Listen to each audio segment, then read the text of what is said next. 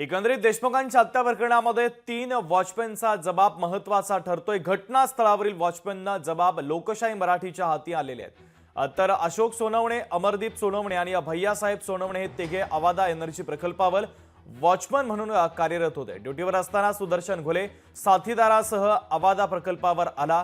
सुदर्शन घुलेने वॉचमनला मारहाण केली, त्याबरोबरच जातीवाचक शिवीगाळ देखील केल्याचं वॉचमनने आपल्या जबाबात म्हटलेलं आहे।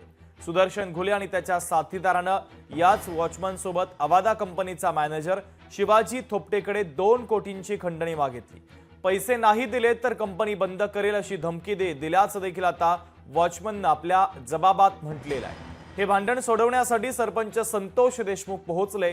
कंपनी बंद करू नका, लोकांना रोजगार मिळू द्या असं घुले आणि त्यांच्या साथीदारांना सरपंच देशमुखांनी सांगितलं। तुला जिवंत सोडणार नाही अशी धमकी घुलेनं सरपंच देशमुखांना दिल्याचं वॉचमनने आपल्या जबाबात नमूद केलेलं आहे।